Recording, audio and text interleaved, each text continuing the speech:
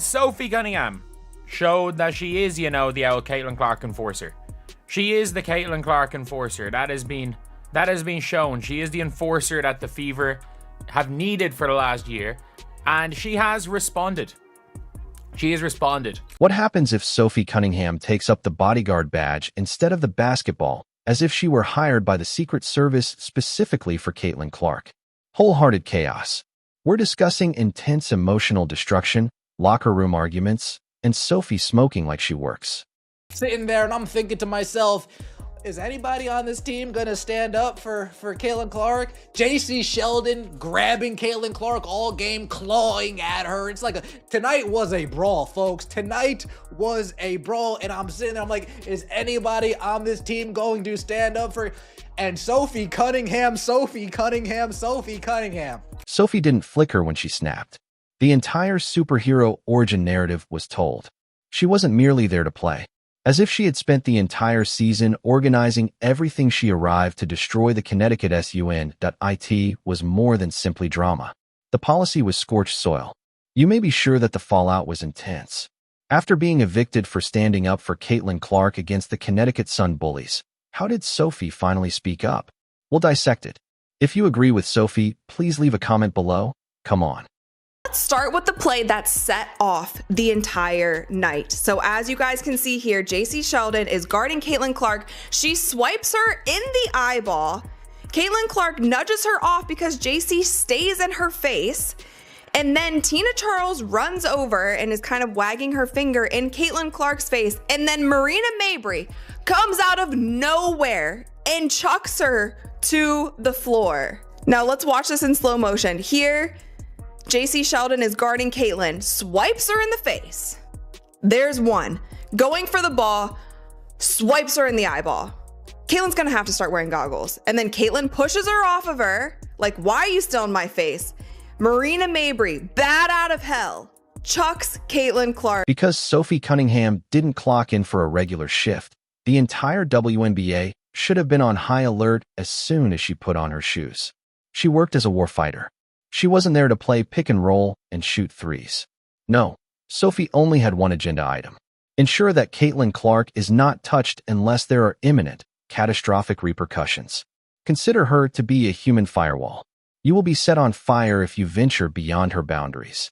Welcome to WNBA Fight Night, or as some people are saying, WNBA Raw. What a game that was. We had it all. We had basketball, we had fighting, we had blonde on blonde crime. Oh, such an epic. Oh, goodness. But at the end of the day, it resulted in an Indiana Fever W. 88-71, taking care of business. Let's be honest. Sophie wasn't moving in a cooperative manner. She was acting like Area 51's security chief. You give Caitlin an elbow. Boom. With the help of 10 irate gym instructors and a crossover that serves as a warning, Sophie appears out of nowhere. After whistling, you bump into Caitlin. Well done. She has receipts, and you've called forth the basketball Grim Reaper with a ponytail. Now, let's start here. This is, of course, Sophie and Sheldon going down the floor. Sophie tries to wrap her up, and Sheldon gets to the floor, and all hell breaks loose. And Sophie said, I'm not having it. I'm not having it. We'll go. We'll go. So there's that. That, of course, was all a byproduct of this right here, folks. And I mean, when I tell you social media is setting the WNBA on fire right now, not in a good way, it's the understatement. Warm-up jogs are not something Sophie does. She patrols her territory. With caffeine jitters, she looks around the court like a hawk, prepared to stop mayhem before it starts. And when it does, she serves as the judge, jury, and executioner for the court. Sophie is already halfway into your lane, bringing punishment with a side order of shoulder check intimidation after one misstep around Caitlin. Her body does not convey the message. Let's play. Try me and meet your chiropractor, it says. Of course, Marina Mabrey is going to get ejected because that was unwarranted. She literally came out of nowhere and chucked Caitlin Clark. There should be a flagrant one, of course, on Jacy Sheldon because she swiped her and hit her in the eyeball. Whether it is intentional or not, you can still have a flagrant a flagrant foul called on you, whether you are trying to intentionally hurt somebody or not. But this is what they called, you guys. This is what they called. Caitlin Clark, Marina Mabrey, Tina Charles were assessed with technical fouls on Tuesday. Caitlin, Marina, and Tina Charles. Technical fouls. That's it. Technical fouls. That's it. And Jacy Sheldon was assessed with a flagrant 1 foul, and no players were ejected. This woman is more than just a disincentive. She is a sign. Prior to games, other players stretch. Sophie loads figurative ammunition. Sophie is planning divine retribution for anyone considering getting steamy with the Fever's golden child as coaches discuss strategy. She gave one glare. Suddenly, even the most experienced veterans realized they forgot to turn off the oven. Sophie is not amenable to compromise. The pre-game atmosphere isn't why she's here. She is here to compete as if Caitlin were holding the final district in the Hunger Games to end the league. Such unwavering devotion is all but extinct. Sophie is acting like a crazy person with court approval as she storms into the arena while other celebrities are creating playlists and engaging in mindfulness exercises. She's combining that bruiser intensity from the 1990s with a contemporary don't mess with your mind attitude. It's not strategy, it's instinct. This kind of ferocity cannot be taught. With trainers, it's a personality trait. And since Rodman was body slamming people in the paint, the league hasn't witnessed this kind of I'll burn it all down before I let you touch her energy.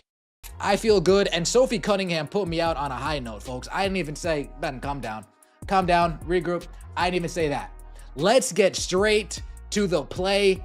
Everybody, the plays everybody is talking about. First off, Marina Mabrey body checking Caitlin Clark to the ground. Jacy Sheldon all over her. Riding her. Pokes Caitlin Clark in the eye. Oh, man. Caitlin Clark needs to start wearing goggles, folks. Caitlin Clark's going to need to start wearing goggles. Bumps up on Caitlin Clark. Caitlin Clark says, "Get your hands off me." And then here comes Marina Mabrey.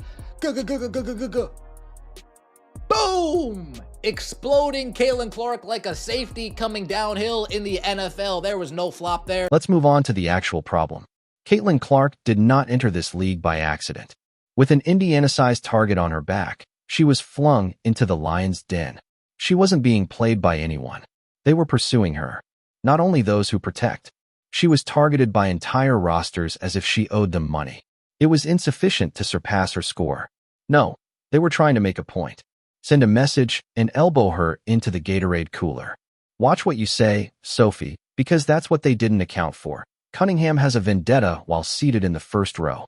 Literally about a minute and a half into recording this reaction earlier, with 1 minute left, and all hell broke loose between Jacy Sheldon and Sophie Cunningham, and it is very clear the Indiana Fever, some of these girls on this team are finally fed up. About a minute and a half into the filming of this reaction, with just 1 minute remaining, chaos broke out between Sophie Cunningham and Jacy Sheldon, and it's obvious that the Indiana Fever has finally had enough. Once again, WNBA, we're not talking about your basketball. We're talking about the WNBA WWE Raw circus that you got going on right now, and we all know this incident with Sophie stems from the incident that was clearly not handled correctly by the WNBA and the referees. They were unaware that a single woman could put an end to a whole press of pettiness. Clark's target area was transformed into a demolition zone by Sophie. You make an effort to rough up Caitlin. Sophie has you on her hit list now. It was more than just team dynamics. It was intimate. Sophie declared herself the top protector. Her background checks are extensive and have repercussions, I can assure you. Like some people Redbox scores, she reads vibes. All right, enough is enough. At some point, the line gets crossed too often where something needs to be done and things need to be corrected. And that is certainly the case with the way things around Caitlin Clark are officiated. This is a constant problem now. It is something that since the beginning I've kind of like backed off on, because physical play is a part of sports. You know, going after a superstar and trying to rough them up a little bit to get in their head is a part of sports. But when it crosses the line, the referees need to do their job. Every game seemed like a test during the season Caitlyn had to play. Along with skill, there should also be patience, side glances, cheap shots, and whispered slights. Furthermore, Sophie ensured that remaining elegant did not equate to remaining exposed, even as Caitlyn maintained her poise like a veteran. Playing the game wasn't the point here. Its goal was to keep a conflict zone peaceful. WNBA, Kathy Engelberg. Hello, Earth to Kathy Engelberg. Are you going to step in and do something about this trash that's going on? Players are getting assaulted on the floor. Like, come on, bro, Caitlin Clark could have really got injured right there, y'all. She could have really got injured by these haters, these jealous, hating players. They just jealous and hating, bro.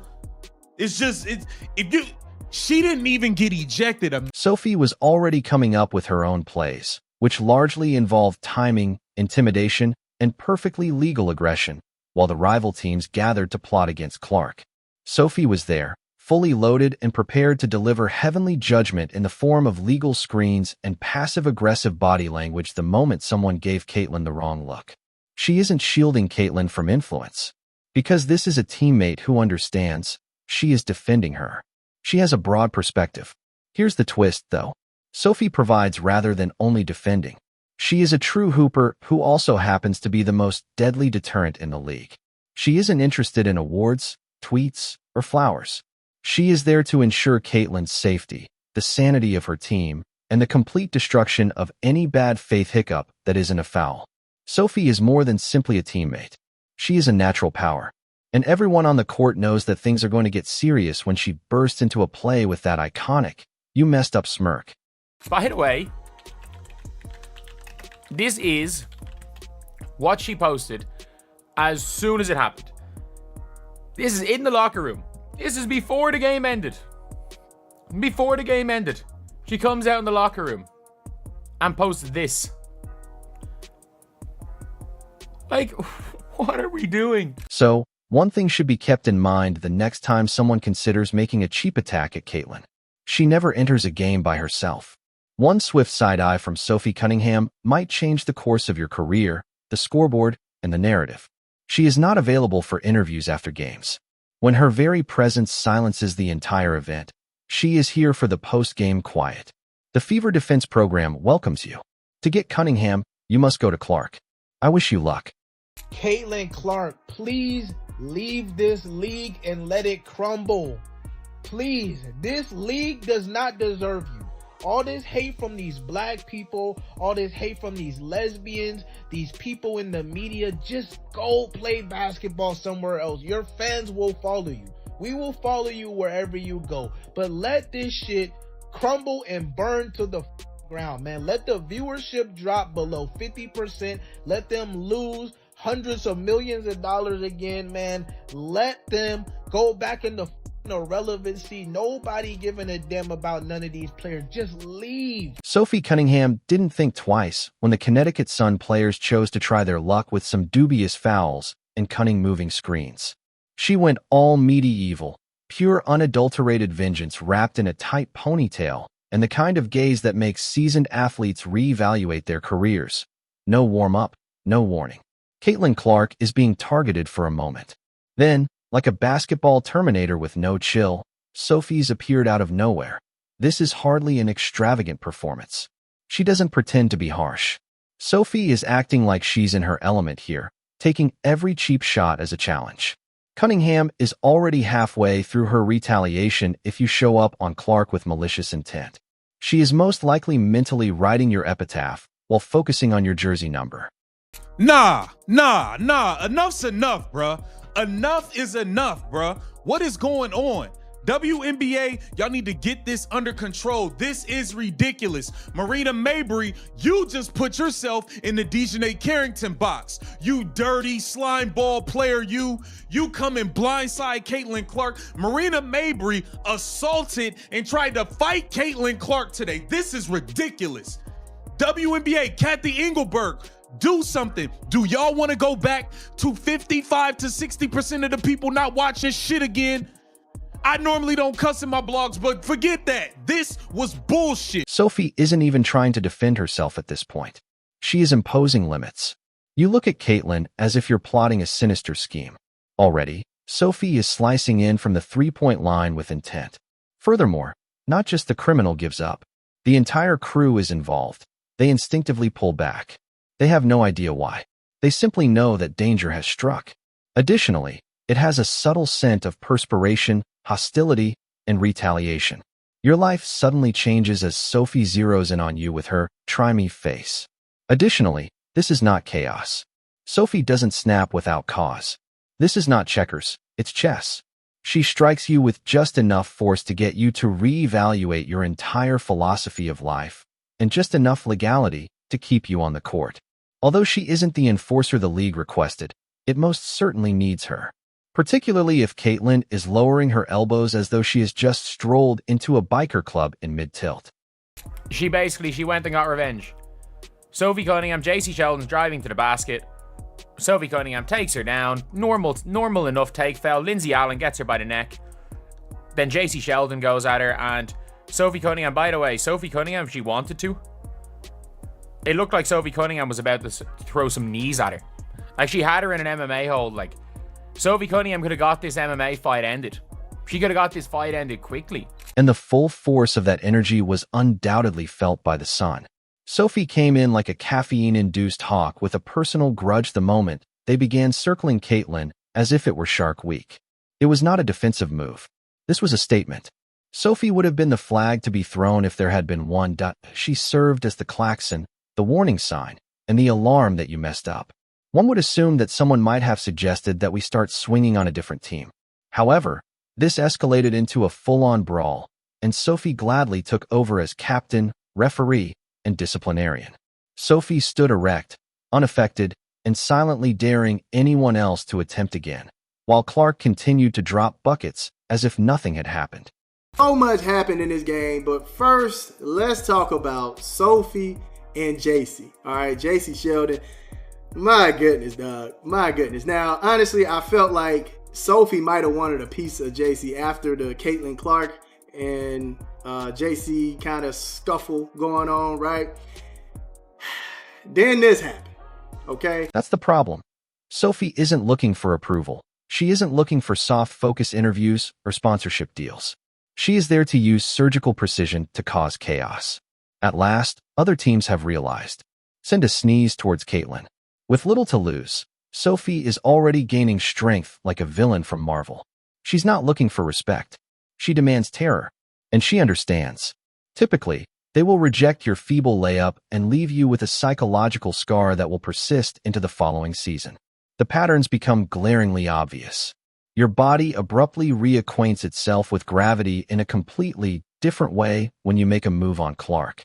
During a timeout, chirped at parent-teacher conferences, Sophie already leans on the scorer table like your mother does. This is tactical dominance, not teamwork. Commentators are rushing to categorize it as passion. Let's face it, though, they're just glad Sophie hasn't lost all of her temper on the Palace press row over mispronouncing her teammate's name. We see Caitlin Clark on the receiving end of something, and it's not called correctly. In fact, she gets a technical foul after getting poked in the eye and then shoved to the floor, and Marina Mabrey doesn't even get thrown out of the game. It's basically open season on Caitlin Clark, and the special whistle that she supposedly gets goes in the other direction. Flagrantly so. They got to put it to an end. I mean, she's the most valuable player in the league in the most literal sense. And somehow she gets the opposite of superstar treatment.